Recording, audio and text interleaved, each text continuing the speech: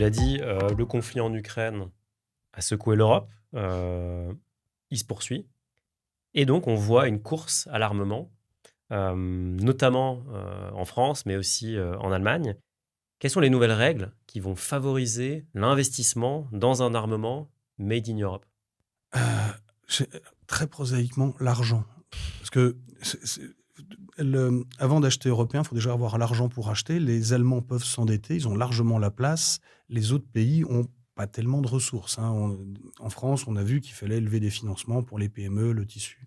Ensuite, il y a la disponibilité. Alors, je suis pas du tout un spécialiste militaire, je regarde avec intérêt, tout ce qui sort sur le sujet, mais on ne décrète pas un avion de chasse européen du jour au lendemain. Alors, ça serait très bien de cloner ce qu'on a fait pour Airbus en mode militaire, mais tout ça prend du temps.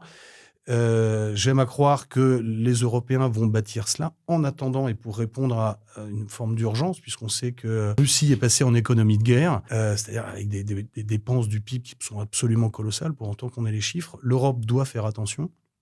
C'est pas forcément pour tout de suite, ils en ont pas les moyens, mais en tout cas à terme.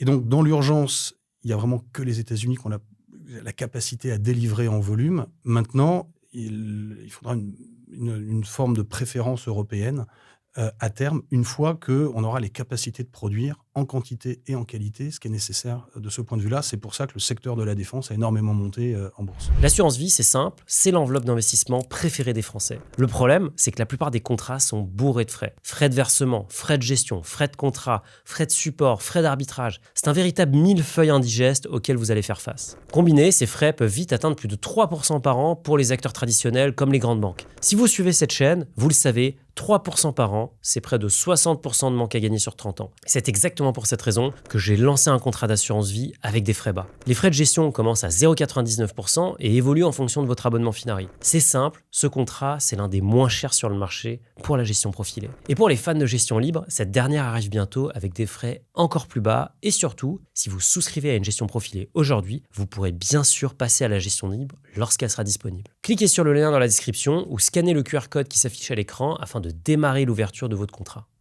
Est-ce que tu penses que ça va avoir des impacts positifs sur l'économie européenne? Globalement, sur longue période, on va mettre beaucoup d'argent public, un point de PIB, et on va produire sur le sol européen au maximum, en gardant présent à l'esprit que, notre avenir est dans nos mains maintenant. Faut pas trop compter sur le grand frère américain, en tout cas à l'horizon de la mandature de Donald Trump.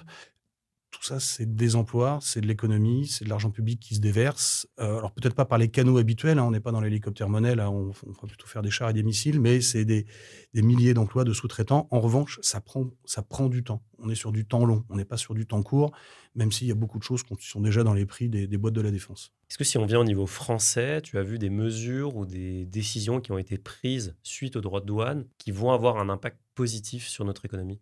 Pour l'instant, c'est trop tôt pour voir ça. Le point qui est important et c'est le premier truc d'ailleurs quand Donald Trump annonce avec son panneau les tarifs, on pouvait craindre qu'il isole par exemple la Hongrie, moins de tarifs, l'Italie, moins de tarifs. En fait, il a bien ciblé la zone euro, donc ça, du coup, ça a Parce que la resserré. Hongrie et l'Italie pourraient être ses amis.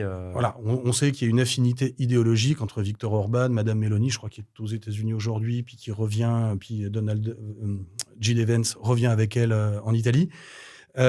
Il y a une proximité idéologique qui aurait pu le tenter puisqu'il a envie de casser le monolithe européen sur le commerce. Ça n'a pas été le cas et pour l'instant, la réponse est commune. Elle est mesurée, elle est graduée, elle n'est pas dans l'affrontement. Donc ça, je trouve que c'est une très bonne chose du point de vue européen, parce que c'est quand même un très gros marché, l'Europe.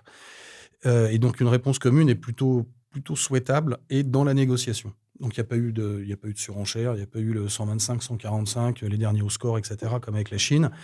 Là, on est sur une bonne approche. Maintenant, l'impact au niveau français, va falloir le mesurer en fonction de ce qui sera vraiment signé, puisque l'Union européenne a aussi suspendu ses droits de douane qu'elle avait mis en rétorsion, face à l'annonce de Donald Trump. C'est pas clair d'y voir aujourd'hui. Je vois aujourd'hui plutôt en centrale une solution négociée de ce point de vue-là. Donc, il y aura quand même des hausses de prix, il ne faut pas se leurrer, de part et d'autre, mais c'est bien nos droits de douane qui augmentent nos prix, hein. Donald Trump ne semble pas beaucoup intégrer. Ces droits de douane vont augmenter les prix du consommateur américain ou baisser les marges des entreprises. Nous, quand on en met, c'est pareil pour la population européenne. C'est avec réciprocité ce qu'on a évalué à peu près à tous les 10%, 0,5 points d'inflation. Un point qui est important, c'est que cette inflation, elle sera mécaniquement temporaire si elle ne désorganise pas, et si ce n'est pas fait à la hache, si elle ne désorganise pas toutes les chaînes de production. C'est-à-dire qu'on va avoir un effet de base, on va prendre la hausse, puis dans un an, elle va sortir des stats par effet de glissement si on n'en remet pas d'autres. Et ça va même faire rebaisser. Ce n'est pas une inquiétude à ce stade, c'est la brutalité et l'ampleur qui détermineront si le choc doit perdurer. Mais l'impact français à très court terme, il va dépendre de ce qui sera signé. C'est pas simple aujourd'hui.